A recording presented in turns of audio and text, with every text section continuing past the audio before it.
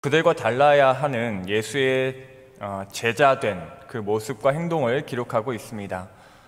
이것은 예수님의 말씀입니다. 예수님은 오늘 말씀에서 바리새인들과 서기관들의 무엇을 지책하셨는지, 그리고 상대적으로 어떠한 모습이 제자다움인지 우리가 오늘 함께 살펴보고자 합니다. 예수님께서는 먼저 서기관들과 바리새인들의 율법 교사적 권위를 인정해 주십니다. 3절 앞부분입니다. 그러므로 무엇이든지 그들이 말하는 바는 행하고 지키되, 하지만 곧바로 이어서 무리와 제자들에게 경고하십니다. 그들의 말은 행하고 지켜야 하지만 그들의 행위는 본받지 말라고 하십니다. 바리새인들과 서기관들에 대한 첫 번째 질책은 그들의 언행 불일치에 관한 것입니다. 그들은 말과 행동이 달랐습니다. 언행이 일치하지 못했습니다. 사실 언행일치의 삶은 정말 어려운 것 같습니다. 말한 대로 살 수 있다면 그거야말로 인정하고 존경할 수 있는 삶인 듯 합니다. 우리는 수없이 많이 이러한 언행 불일치를 발견합니다. 우리의 주변에서, 그 중에서도 가장 많이 나 스스로에게서 찾을 수 있습니다. 말과 행동이 다른 것은 결코 제자된 삶이 아닙니다. 예수님은 우리가 말한 대로, 말한 그대로 살기를 원하십니다. 두 번째로 예수님은 바리새인들과 서기관들의 책임 전가를 질책하십니다.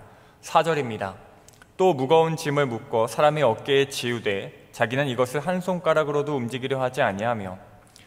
여기서의 무거운 짐을 지운다라는 이미지는 바리새적인 전통에 대한 것입니다. 쉽게 말해서 유대인들이 지켜야 하는 율법, 규칙에 대한 것입니다. 그것들을 모두 잘 지키기는 쉽지 않았습니다. 쉽지 않은 정도가 아니라 매우 힘들었습니다. 그런데 바리새인들은 그 전통을 사람들에게 내세울 뿐 자신들이 그 짐을 질 생각은 없었습니다.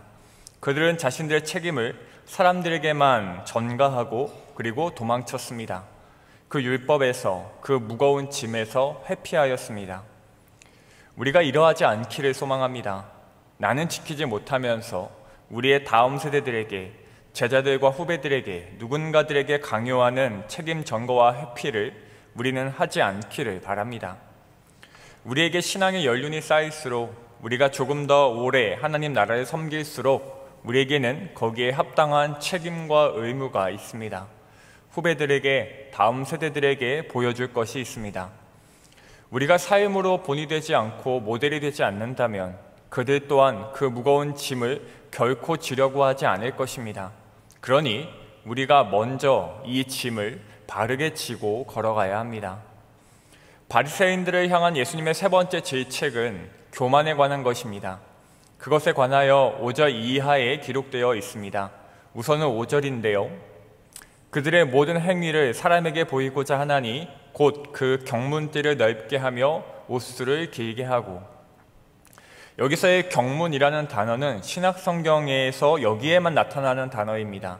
경문은 쉽게 말해서 경건한 유대인들이 율법서에서 취한 4가지 말씀을 기록해 놓은, 써놓은 한 조각의 고급 피지를 담은 상자입니다. 끈으로 연결되어 있었고요. 가죽이나 양피지로 덮여 있는 형태였습니다. 이스라엘 백성들은 포로기 이후부터 이것을 차고 다녔는데 처음에는 율법을 기억하고 경건에 힘쓸 목적으로서 이것을 달고 다녔지만 차차 조금 시간이 지나자 자기 경건을 과시할 목적으로 몸에 지니고 있게 되었습니다. 그 경문띠를 넓게 하였다는 얘기는 그만큼 잘 보이게 하고 다녔다는 말이고 자신의 경건을 뽐내고자 했다는 말입니다. 옷수를 길게 하였다라는 말은 옷의 장식으로 다는 수를 길게 늘렸다는 말인데 이것 또한 사람들의 눈에 띄게 하여 자신의 거룩성을 자랑하고자 함이었습니다. 사랑하는 성도 여러분, 우리에게 혹시 넓게 한 경문이 있는지, 길게 늘어뜨린 옷술이 있는지 점검할 수 있기를 소망합니다. 그들은 거기에서 멈추지 않았습니다. 밑자리에 앉기를 원했고요. 높은 자리에 있기를 원했습니다. 사람들에게 인사받기를 좋아했고 랍비라 칭함받기를 좋아했습니다. 우리는 성경에 기록된 바리새인들과 서기관들의 이 잘못된 율법관과 신앙생활을 보면서 왜 저럴까? 저러면 안 되는데, 나는 저러지 않지, 나는 저러지 말아야지 라고 생각하지만 우리는 조금 더 깊이 생각해 보아야 할지도 모릅니다. 내가 지금 이러한 바리새인의 모습은 아닌가? 내가 서기관과 같지 않은가? 나는 말과 행동이 정말 같은가? 나는 책임을 전가하고 회피하고 있지 않은가? 나는 정말 진정 교만하지 않은가? 이러한 고민과 점검과 확인이 우리에게 필요한 줄 믿습니다. 이러한 신앙과 삶에 대한 점검이 우리를 더 하나님께로 가까이 하게 하는 디딤돌인 줄 믿습니다. 바리새인과 서기관들은 윗자리에 앉아 있었고 사람들에게 인사를 받았으며 그들이 하는 말은 틀리지 않았고 그들의 겉모습은 멋있었지만 그들은 결코 훌륭한 신자들은 아니었습니다. 성경은 그러한 자들을 가리키며 훌륭하다고 위대하다고 말하지 않습니다. 이러한 바리새인들과 서기관들의 잘못된 행태에 대하여 신학자 데이비드 터너는 이렇게 말합니다. 진정한 위대함은 칭호가 아닌 섬김과 관련이 있다. 진정한 위대함은 칭호가 아닌 섬김과 관련이 있다. 그렇습니다. 성경이 말하는 위대함은 칭호로부터도 나오지 않고 업적이나 성과로부터 나타나지 않습니다. 성경이 말하는 위대함은 오직 섬김으로부터 나옵니다. 그 근거가 예수님의 말씀에 있습니다. 11절과 12절입니다. 너희 중에 큰 자는 너희를 섬기는 자가 되어야 하리라. 누구든지 자기를 높이는 자는 낮아지고 누구든지 자기를 낮추는 자는 높아지리라. 여기서의 큰 자는요, 당연히 빅이 아니라 그레이트입니다. 그냥 큰 자가 아니라 위대한 자를 뜻합니다.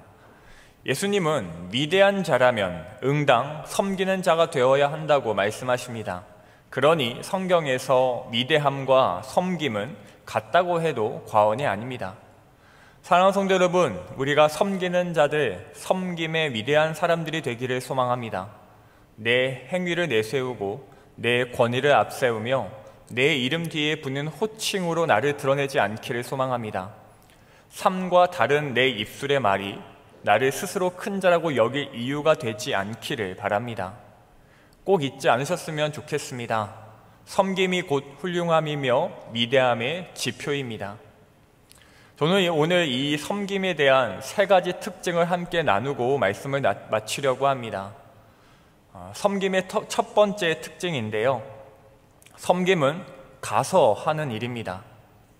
말 그대로입니다.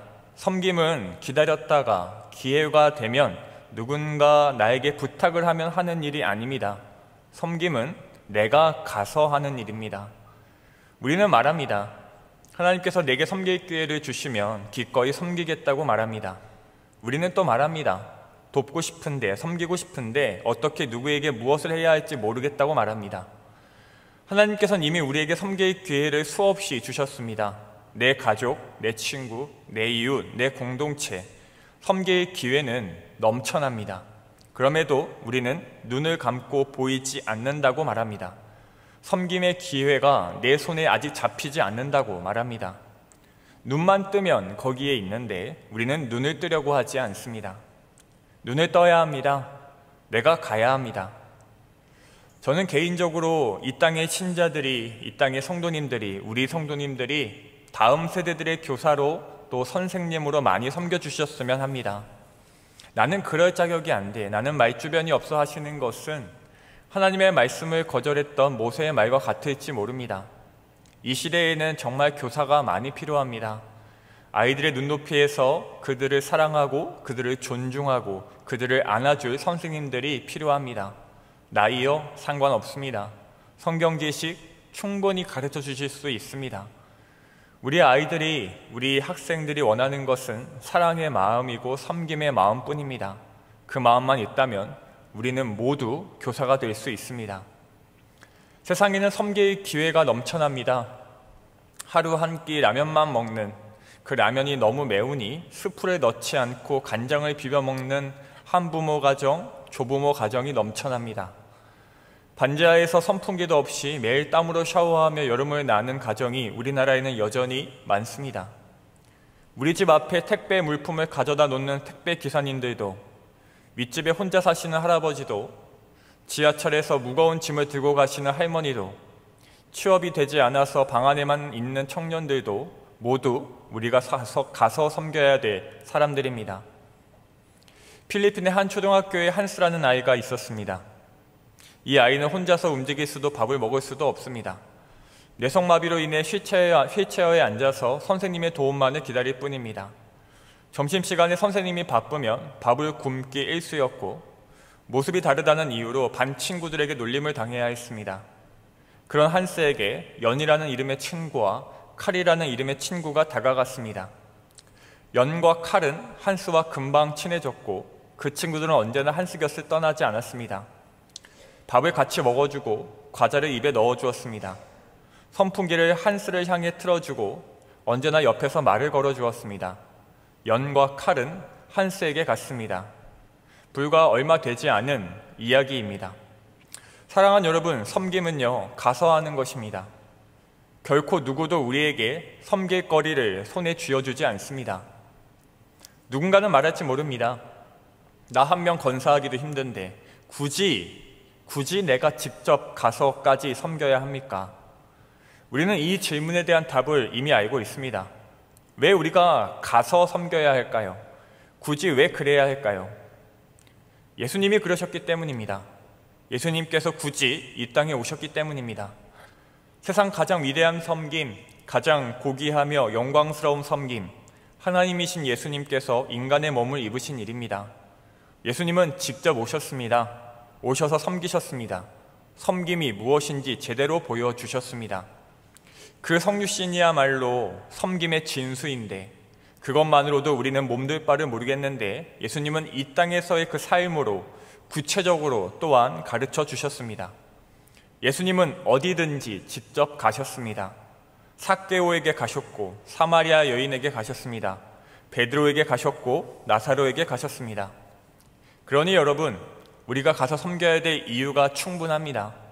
예수님께서 그러셨기 때문에 우리도 그리할 수 있습니다. 어디선가 이런 말을 들은 적이 있습니다. 쓸데없는 참견은 영웅의 본질이다. 저는 세상에 쓸데없는 참견이란 없다고 생각합니다. 그 순간에 섬김과 도움을 받는 사람들이 나의 행동을 쓸데없는 참견이라고 여긴다 할지라도 그 언젠가 결과적으로는 분명히 도움이라고 여길 것입니다. 그리고 하나님은 우리의 그 오지랖을 위대한 섬김이라고 말씀해 주실 것입니다. 가서 섬기시기를 바랍니다. 이것저것 따지고 재다가 주신 기회를 놓치지 않기를 바랍니다. 우리가 오늘도 가서 섬기는 위대한 사람들이 되기를 소망합니다. 두 번째로 섬김은요, 올려다보며 하는 일입니다. 바리새인들과 서기관들이 섬김의 사람들이 될 수 없었던 이유는 그들은 항상 다른 사람들을 내려다보았기 때문입니다. 그들의 눈높이는 저 위에 있었습니다. 그래서 그들은 말만 하고 행동하지 않을 수 있었던 것이고 사람에게 보이고자 하는 행동만을 했던 것입니다. 위에 있으면요, 결코 섬길 수 없습니다. 발을 씻겨주기 위해서는 무릎을 꿇어야 하고 고개를 숙여야 합니다. 향유를 깨트려 붓기 위해서는 엎드려야 합니다. 그렇기에 섬김은 낮아짐이 절대 필요 조건입니다. 내가 이 사람보다 낮아지지 않으면 그렇다고 여기지 않은 상태의 섬김은 섬김이 아니라 자기 만족이며 의무의 행사입니다. 우리의 섬김은요, 노블리스 오블리제가 아닙니다. 높은 신분에서의 도덕적 의무가 아닙니다. 우리의 섬김은 언제나 내가 더 낫다는 겸손 하에 이루어지는 일입니다. 낮아질 수 있다면 진정으로 섬길 수 있습니다. 누구라도 올려다볼 수 있다면 우리는 모든 사람을 섬길 수 있습니다. 허지웅이라는 작가가 TV 프로그램에서 한 말이 있는데 굉장히 인상 깊었습니다. 그는 자동차를 좋아해서 엄청 좋은 차를 귀하게 여기며 타고 다닙니다. 고급 차를 타고 다니죠. 그런데 그렇게 고급 차를 타고 다니는 것과는 다르게 굉장히 배려 운전을 한다고 합니다. 나는 이렇게 좋은 차 타, 모두 내 앞길을 열어라 라고 하지 않고 항상 안전운전, 양보운전을 한답니다. 그가 그렇게 할 수 있는 것은 그의 운전 철학 때문입니다. 그는 언제나 운전석에 앉아서 시동을 걸면서 이렇게 생각한다고 합니다. 이 도로 위에서 내가 제일 초보다. 내가 제일 운전을 못한다 라고 해요. 그렇게 스스로를 초보라 여기고 운전을 하면 누가 갑자기 끼어들어도 난폭한 운전자가 내 앞길을 막아도 그 어떤 일이 있어도 화를 내지 않을 수 있다고 합니다. 사랑하는 성도 여러분, 낮아진다면 섬길 수 있습니다. 반대로 낮아질 수 없다면 섬길 수 없습니다. 섬김은 결코 내려다보면서 할 수 없는 일입니다. 누군가를 내려다보면 보이는 것은 그 사람뿐이지만 우리가 누군가를 올려다보면 그 누군가 너머로 예수 그리스도의 십자가를 볼 수 있습니다. 세상 가장 낮은 곳에 오셔서 세상 가장 낮은 자리에서 죽임당하신 어린 양을 우리는 발견할 수 있습니다. 그래서 우리는 낮은 곳에서 섬길 수 있습니다. 얼마든지 누구라도 올려다볼 수 있습니다. 나의 열등감으로 자기 비하로 낮아지는 것이 아니라 예수님 때문에 그럴 수 있습니다. 내가 올려다보며 섬길 때 그 뒤로 십자가가 보이기에 기꺼이 기쁨으로 섬길 수 있습니다. 섬김은요, 올려다보며 하는 일입니다. 낮아져야지만 가능한 일입니다. 마지막으로 세 번째로, 섬김은 하나님 나라 건설 현장의 가장 단단한 벽돌입니다. 우리는 하나님 나라가 무엇으로 세워진다고 생각하고 있었을까요? 나의 거룩한 경건 생활일까요? 우리에게 경건 생활은 너무 중요하지만 그것은 하나님 나라의 기본적인 바탕이고 전제이지 나의 경건 생활을 통해 하나님 나라가 세워지는 것은 아닐 것입니다. 만약에 그러한 개인의 거룩한 경건 생활로 하나님 나라가 세워졌다면 바리새인과 서기관들은 성경에서 추앙받아야 마땅할 자들입니다. 그러나 성경은 그들을 그렇게 기록하지 않습니다. 그들은 낮아지지 않았고 섬기지 않았습니다. 그러한 섬김 없는 경건은 하나님 나라를 세울 수 없습니다. 우리는 또 무엇으로 세워진다고 생각하고 있었을까요? 교회의 공적 사역일까요? 이것도 물론 너무 중요합니다. 하지만 교회의 공적 사역은 하나님 나라의 본부로서의 역할을 감당하는 것입니다. 그 공적 사역을 통해 본부에서 영적 전쟁을 치를 용사들이 키워지고 자라나는 것이죠. 본부를 잘 키우고 본부에서의 일들을 잘 해낸다고 해서 전선의 전투가 승리하지는 않습니다. 사랑하는 성도 여러분, 하나님 나라는 섬김으로 세워집니다. 가서 돕는 섬김, 낮아짐으로 올려다보는 섬김을 통해 하나님 나라는 건설됩니다.